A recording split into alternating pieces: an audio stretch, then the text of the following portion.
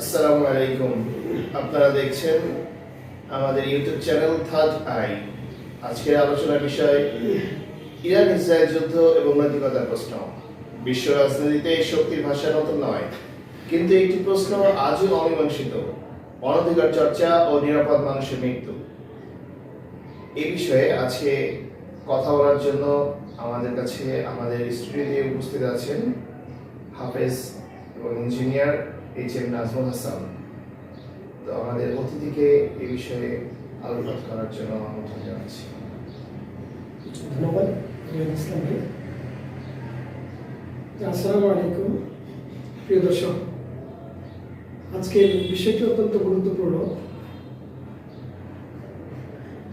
আজকের বিষয়টি হল অনধিকার চর্চা ও নিরপরাধ মানুষের মৃত্যু। অর্থাৎ আসলে বিষয়টি, যদিও প্রেক্ষাপটটি বলা হয়েছে যে ইরান ইসরায়েল যুদ্ধ, কিছুদিন আগে আপনারা দেখেছেন গাজা নৃশংসতা। তো দর্শক, পৃথিবীতে প্রতিনিয়তই এমন ঘটনা ঘটে চলছে, অত্যাচারের হাতে মানুষ নিপীড়িত হচ্ছে, মানুষকে অন্যায়ভাবে খুন করা হচ্ছে অহেতুক। তো এই যে যারা অন্যায়ভাবে হত্যার শিকার হচ্ছে, শুধু এই যুদ্ধক্ষেত্র নয়, হ্যাঁ অবশ্যই যুদ্ধক্ষেত্র একটি বড় বিবেচনার বিষয়। আসলে তাদের জীবনটা কি অপূর্ণ রয়ে গেল না?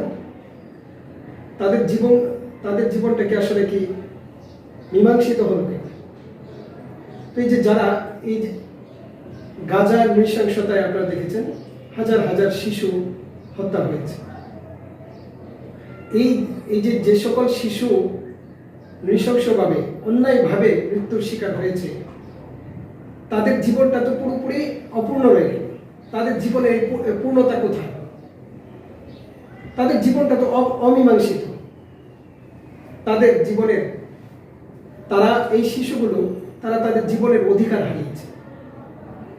পৃথিবীতে সবচেয়ে মৌলিক অধিকার হলো জীবনের অধিকার, আর সবচেয়ে এই মৌলিক অধিকার হারিয়েছে তারা। তাহলে তাদের এই অধিকার, এই হারানো অধিকারের পুনরুদ্ধার কিভাবে হবে? দর্শক, পৃথিবীতে এই বিষয়টি হলো একটি অমীমাংসিত বিষয়। তো এই অমীমাংসিত বিষয়ের সমাধান কোথায়? আমরা যদি একটু দার্শনিকভাবে লক্ষ্য করি, একটু খুব সিম্পলি ভাবে যদি আমরা একটু লক্ষ্য করি, যে জগতের সবকিছুই সুসজ্জায়িত, সুসংজ্ঞায়িত, তাহলে আপনি কি মনে করেন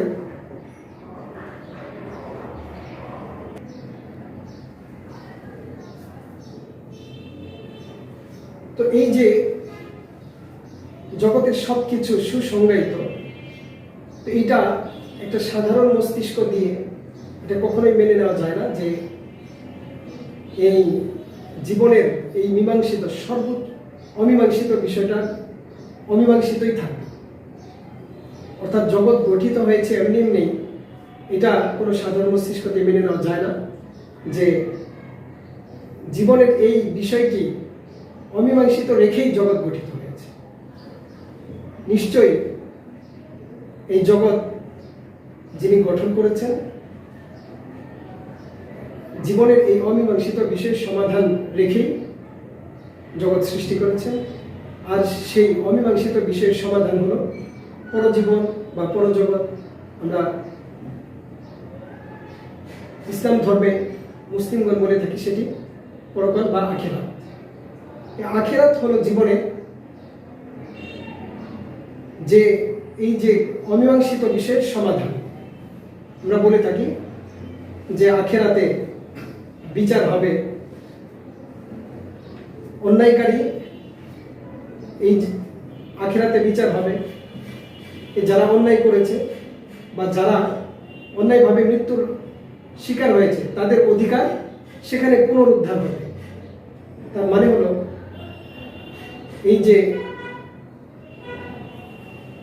জীবনের অমীমাংসিত বিষয়ের সমাধান সেটি হলো একমাত্র পরজগৎ।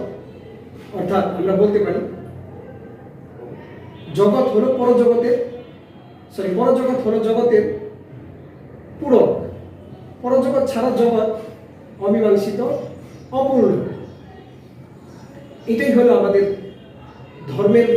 ধর্মীয় মূল্যবোধ, যে আমি আসলে কেন ধর্মকে অনুসরণ করি। তার প্রধান তাৎপর্য হলো, আমি যদি কারো হাতে অন্যায়ভাবে যদি মৃত্যুর শিকার হই, তখন আমার যে জীবনের অধিকার তার কি হবে? পুনরুদ্ধার হবে না?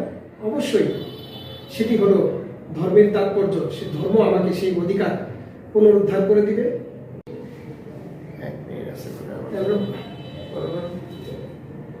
তখন আমি বলি, জীবন অপূর্ণ, অমীমাংসিত, মৃত্যু যখন জালিমের হাতে, পরজগৎ তার পূর্ণরূপ, হবে বিচার, মিটবে অধিকার, তাই ধর্মকে টানি কাছে। তো প্রিয় দর্শক, এই যে অনধিকার চর্চা, এই সব কিছু বন্ধ হবে যদি আমরা ধর্মটাকে সঠিকভাবে অনুধাবন করি এবং তার মূল্যবোধ ধারণ করি, আর আমরা ধর্মকে যদি অনুশীলন করি, তবে এই সকল অনধিকার চর্চা থেকে পৃথিবী রক্ষা পাবে।